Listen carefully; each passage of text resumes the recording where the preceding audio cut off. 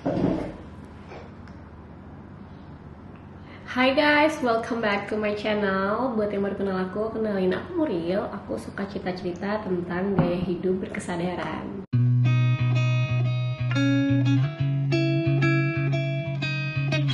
Udah lama aku nggak bikin video, mungkin sekitar 2 bulanan. Jadi qadarullah bapakku berpulang bulan Maret kemarin. Minta doanya ya, mudah-mudahan beliau diberikan kelapangan di dalam kuburnya, diampuni segala dosa-dosanya, terima seluruh amalannya, dan dimudahkan hisapnya. Aku masih sering kembali ke Surabaya, Bali, jadi bikin video itu sesuatu yang konsisten, yang pengen aku lakukan, tapi somehow selalu ada challenge-nya. Tapi nggak apa-apa, dan mudah-mudahan apa yang aku sharing hari ini juga menjadi manfaat dan membawa berkat untuk kalian semua. Aku akan membicarakan mengenai the power of 5 minutes. Jadi kekuatan yang dimiliki oleh waktu yang sepertinya sangat cepat, gak kerasa, sebentar, dan mudah sekali terlewat.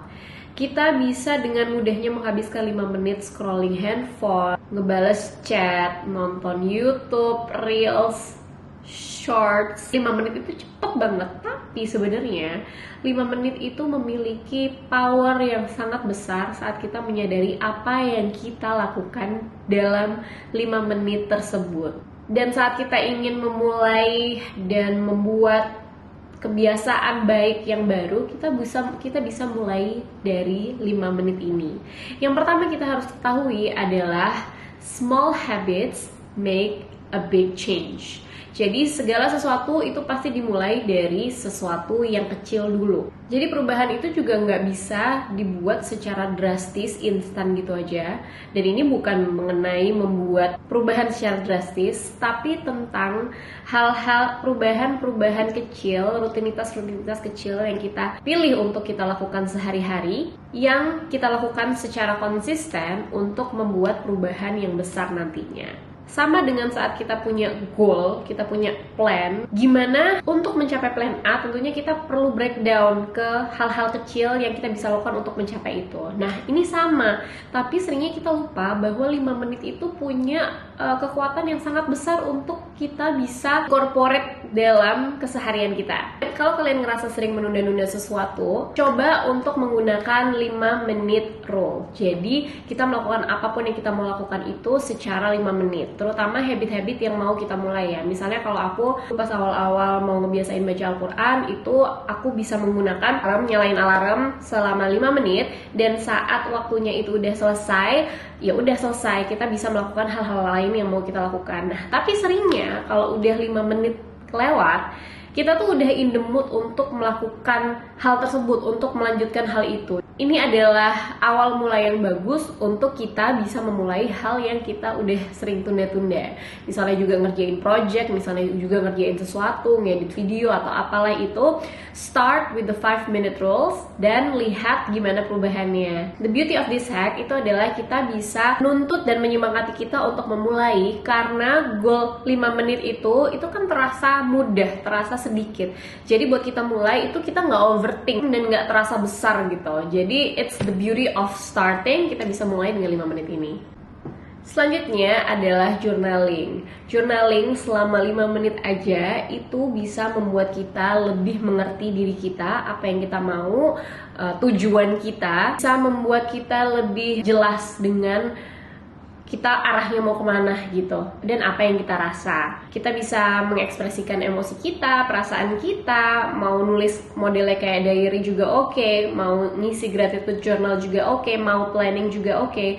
Apapun caranya tentang journaling itu membuat kita jadi lebih memahami sebenarnya kita tuh arahnya mau kemana sih, sebenarnya apa sih yang kita sedang pikirkan saat itu, dan itu membuat hidup kita itu jadi lebih simple. Nah, di journaling ini termasuk adalah gratitude list yang aku udah lakukan dari bertahun-tahun yang lalu, mungkin sekitar hampir 10 tahunan yang lalu kali ya. Dan sekarang karena aku udah terbiasa melakukan hal tersebut, udah tidak menjadi effort atau udah semacam otomatis gitu. Bahkan kalau misalnya aku nggak ada waktu atau aku nggak sempat untuk menulis, ya ada di kepalaku itu adalah bersyukur dengan hal-hal yang aku hadapin pada saat itu.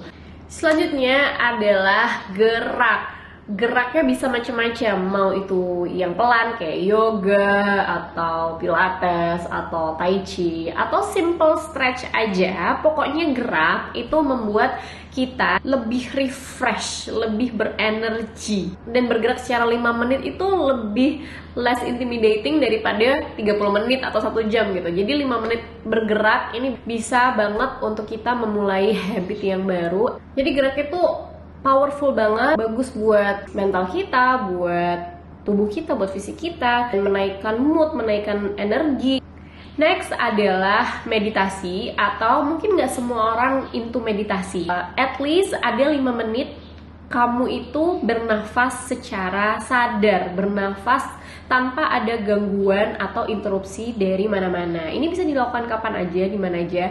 Buat aku yang dalam kondisi punya 2 anak, memang nggak selalu bisa, tapi ada waktu-waktu dimana mungkin saat mereka tidur atau saat mereka lagi screen time atau pas mereka lagi main, aku bisa mojok untuk tarik nafas aja sejenak gitu secara sadar, dan ini sangat membantu aku untuk lebih aware, self awareness, aware sama apa yang aku rasa saat itu. Dan dengan kesadaran kita untuk bernafas itu, kita akan merasakan rasa yang lebih tenang, lebih damai, dan untuk setelahnya kita bisa melakukan kegiatan-kegiatan kita dengan lebih tenang juga. Itu tuh kayak kembali ke core gitu, kembali ke dasar.